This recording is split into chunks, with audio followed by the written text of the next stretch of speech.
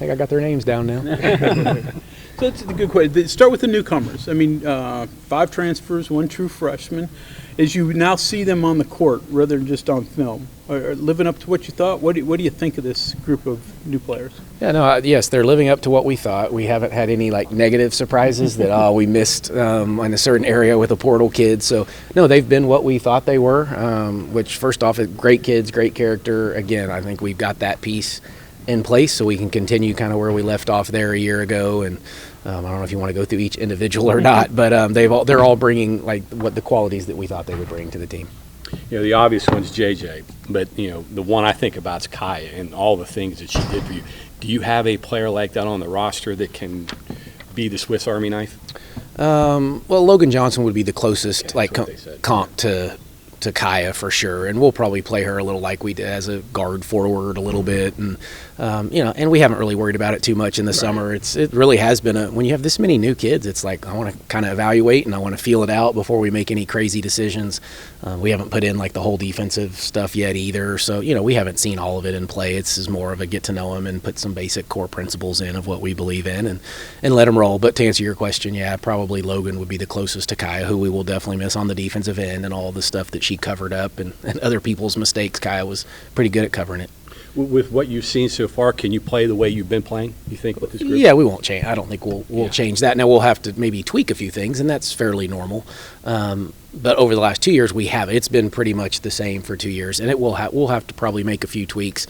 But, again, I haven't seen it all in play yet to know exactly how much we'll have to change. A couple of them commented that Carter's rebounding ability is really impressive. Has it impressed you? Yeah, and that's what we thought. That's what we needed. We were not very good 2 years ago rebounding. I thought we were a little bit better, and around average last year, and that's a step we can certainly take, and she needs to be a big piece of that. Yeah. What is it about her? Yeah, just she's got great size, great hands, a good motor. I think to be a good rebounder, you're kind of relentless, and you have a will and a want are the 2 words I always use. That's what the great ones really were. It's not necessarily as much about technique as it is just wanting the basketball, and she just kind of wants it a little more than others sometimes. Can this be a team that scores better close to the basket? I would think so. Yeah, we should have a little, which we didn't do great today. But I think in time we will be able to finish, and we can throw it to some bodies inside and finish around the rim at a higher clip. So yeah, I would anticipate that happening. Seems like JJ's success early in the WNBA. What does that say about quickness, and what does it say to a girl like Jordan seeing it happen? Yeah, well, I mean, speed and quickness are dangerous. Athleticism is dangerous, and especially if you know how to use it. JJ has known how to use her speed and her quickness for quite some time, and it's showing even against the elite level WNBA type talent that her speed is a difference maker. And to her credit, she's taken advantage of the opportunities that have kind of come her way due to probably some injuries. But yeah, really proud of what she's been doing, proud of the opportunity, and Jordan is a similar player that will use her speed and quickness to take advantage of some matchups. Do you have to tell her that she can play in that league because of, even though she's diminutive? JJ or Jordan or both? Either. No, not really. I mean, JJ's obviously proving that you're capable of that. I don't think we ever had to tell her, but I do think it was going to take a certain team or a coach that has to, be okay with playing a smaller guard. A lot of coaches get caught up in size and not so much maybe production at times. And so I think it helps. It probably helps Jordan see JJ go have success as well. Mark, what's it like to bring transfers in from inside the conference? We don't really necessarily go in looking that we're trying to do that. It just kind of worked itself that way. There's a little bit more familiarity when you've played against them. I mean, so that's what it does for you. We don't set out and say, we're going to go get so many Big 12 transfers or that we start there. You're just trying to find the right pieces. But, yeah, we had some connections with some of those players that were within the league, and you've probably recruited them a little bit, too, on the front end. So that's why those relationships are a little deeper. Do you spend any amount of time picking their brains about what it's like to play you? Not much, maybe a little bit when we get further down, and we talk about it, I guess, but I don't pick their brain as in like I'm trying to prepare a scout report or anything like that. But we do kind of get to hear their stories about what it is like to play here or against us or preparing those types of things. Of the newcomers we talked to, kind of on that same thought process there, they all either seemed excited to play defense or like truly defensive minded.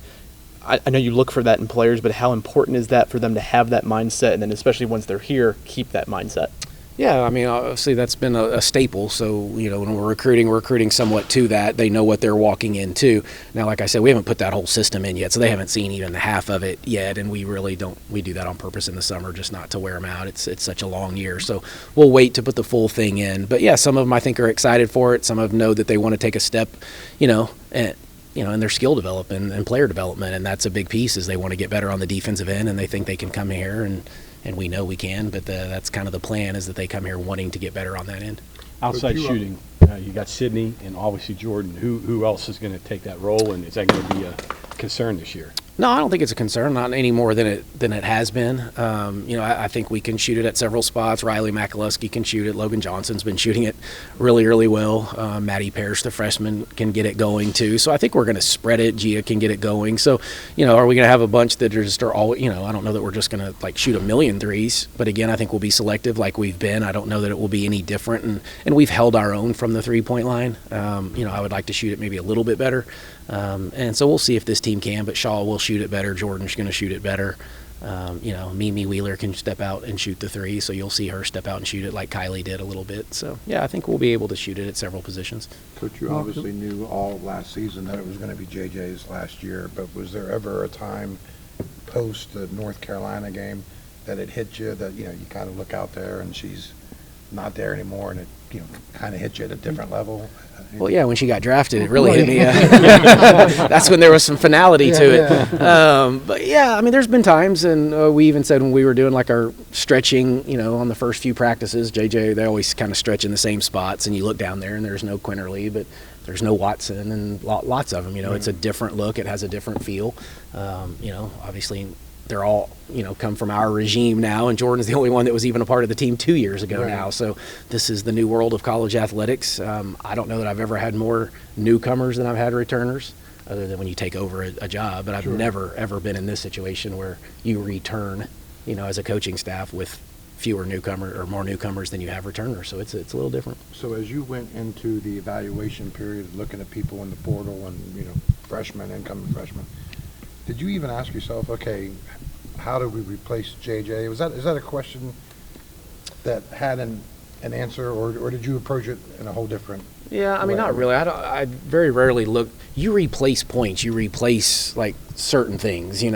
We can replace that. That happens every year. You lose players. Now, yes, JJ was a extremely talented kid. It's some of the other intangibles, right? The on-the-ball defense. The calmness that in a late game we had somebody that we could get the ball to and we knew would go make a play. And at times you had the best player on the floor. So those are things that, yes, you have to kind of talk through and try to overcome. Okay, who's going to do this for us now? But, JJ scored 20 a game. We'll spread out, and somebody else is going to find points. It won't be one person, but we'll spread out 20 points, and we'll figure out how to score, and we'll still figure out how to defend. And, somebody's going to figure out how to take the role of JJ defensively. I don't know if they'll be quite as elite as she was, but we'll figure it out. Would it make it easier if it was one person? Sure, yeah, that'd be great. Yeah, but Jordan Harrison's going to take a step. Sydney Shaw will be a different player this year. Gia Cook has some of the same similarities that JJ does, and those are tough competitor kids. Lights come on, those kids want to get after it and kind of ball hawk it a little bit. So, I think the pieces are there. This is the deepest team we've had since we've been here. So we can go probably 10 or 11 deep now, which maybe we haven't been able to do quite as much in the years past. Well, you're at 11.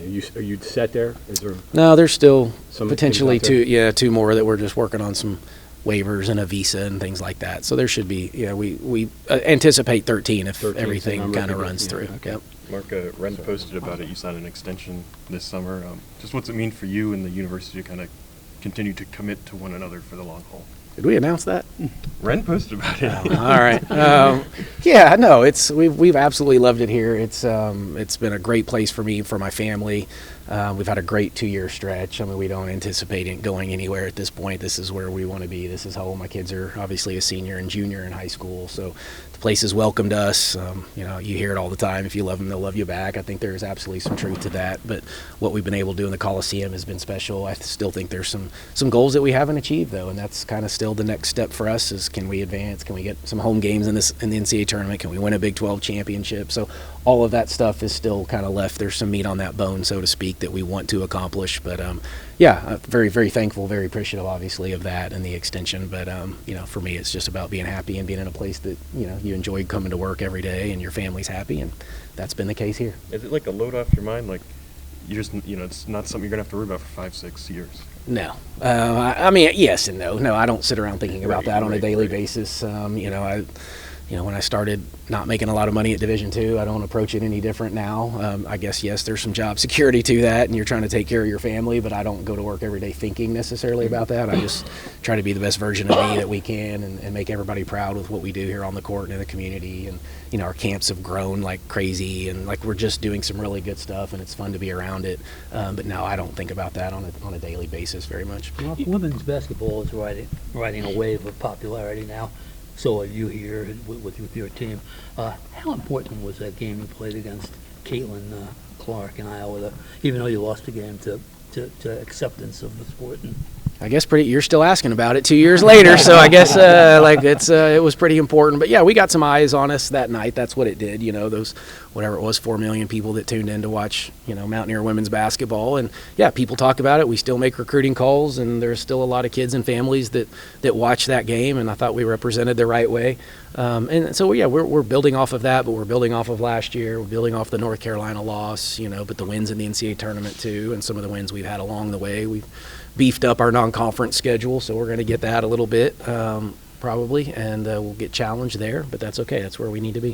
What was the thought process on that? Just beefing it up a little bit? Yeah, just seedings, I guess, more than anything else. Is that kind of was what the information we were getting back was. I don't know if we under-scheduled, but maybe some of the teams that we thought would take some steps last year that we played just didn't quite take those steps, and so yeah, we've kind of just beefed it up, and we may regret that, maybe not. We'll see how it goes, and then how it plays out, because you can overschedule too, so it's trying to find the right schedule for the right team that you expect to have. Or a team that you expect to be good maybe isn't good. Yeah, no, then you overschedule if that's the case, and so yeah, you're scheduling based on the team you think you might have, and you're doing some of it in advance too, so you just don't know.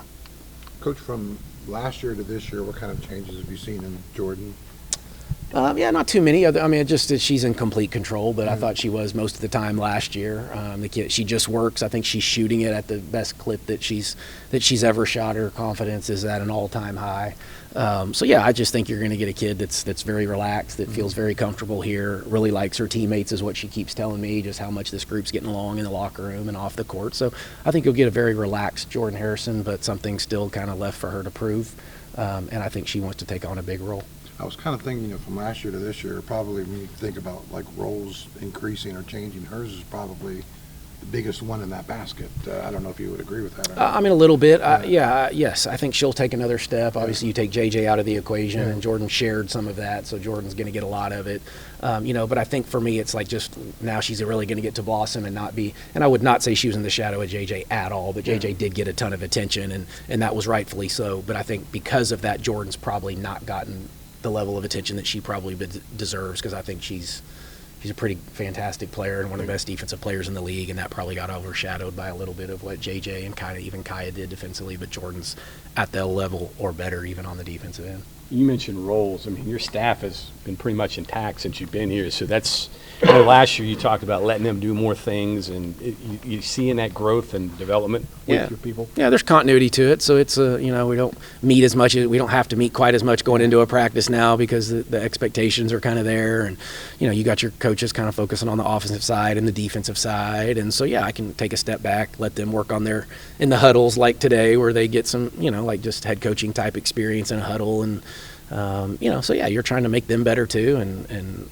let meet their goals, I guess, in a sense. But continuity is a great thing as a coach, especially when you got the right people, on your staff. Continuity is fantastic. And they know what kind of players you want. They do, yeah. So it's full circle. It's all encompassing, whether it's on the floor, just upstairs, in the offices, recruiting, every piece of it. Yeah, there's just there's a comfort level. Well, one of your players mentioned that the trick here, what she's trying to get into her head, is to play slower in her head while playing fast. That's got to be hard to do when you're playing as fast as you are. How do you tell them to accomplish that? Yeah, well, it's just reps and getting them uncomfortable playing at comfortable playing at an uncomfortable speed, and that's what we're trying to do to opponents. That's the same feeling we hope You don't want to do it to yourself. that you don't want to do. And so again, this is still early for us. We haven't gotten even up and down in too much of an extended period in the summer. So I think as we just get more experience and play through this, and once we get to the fall and school starts, we'll ramp this up a little bit. Thanks.